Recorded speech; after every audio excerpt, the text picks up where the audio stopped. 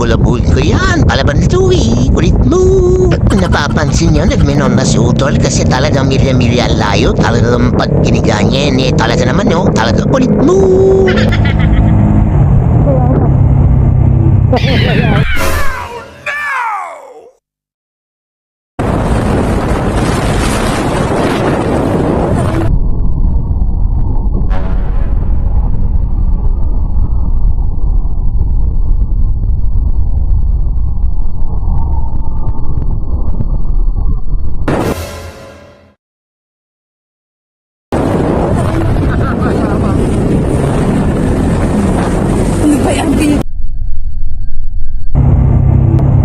Buti na lang di natin nasaktan ng bayawak, no? Ingat na lang sunod na mahapis.